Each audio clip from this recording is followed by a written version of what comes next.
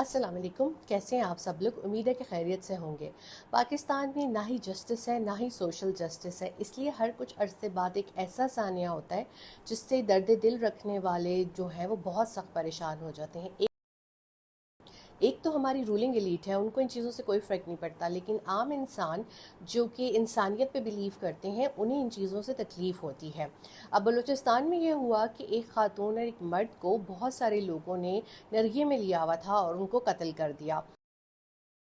Social media इनको शीतल और जर्ग के नाम से याद कर रहा है। इनके नाम बानो और एहसान उल्लाह थे।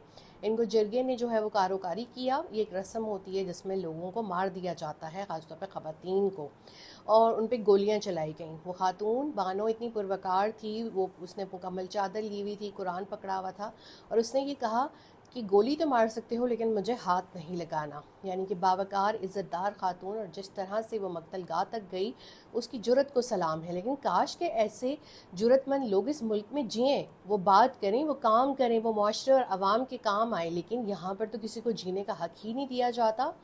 हमारा मज़हब जो है वो ख़वातीन को अपनी पसंद की शादी का हक देता है।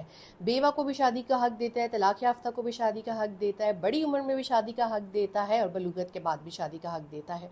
तो फिर ये जिरगे कबाइल, ये जो मुख्तलिफ पंचायत सिस्टम बनाया गया है, इसको ये हक किसने दिया है कि ये ख़वातीन या मर्दों की ज़िंदगी से खेले और उनको जो है अपनी पसंद के फ़ैसले सुनाए? अब ये लोग इतने बाअसर हैं कि इनको जब गिरफ़्तार भी किया गया तो हथकड़ियाँ नहीं पहनाई गईं, हुकूमत का झुकाव भी इन्हीं की तरफ लग रहा है। और यहाँ तक कि आज जो मकतूल बानो की वालिदा हैं, गरीब सी औरत, उनका भी बयान सामने आ गया कि सरदार को कुछ ना कहा जाए, उनकी बेटी को ठीक सज़ा मिली है। तो आप सोचें गुर्बत, लाचारी, बेबसी का क्या आलम होगा कि एक माँ आके अपनी बेटी के लिए ये कह रही है कि जिसको जीने का हक था।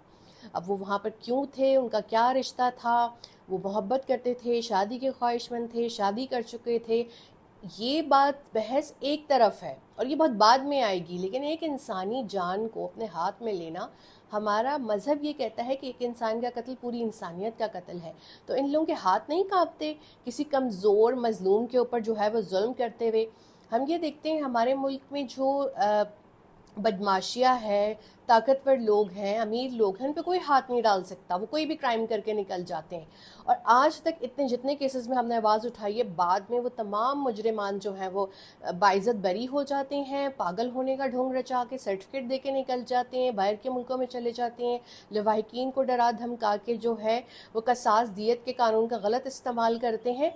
इसीलिए फिर एक सानिया दोबारा हो जाता है, क्योंकि पहले वाले सानिया के मुजरिमान मुल्जिमान को सज़ा नहीं मिली होती, और शायद मिलेगी भी नहीं, क्योंकि इस वक्त कोई सिस्टम एग्जिस्ट ही नहीं करता।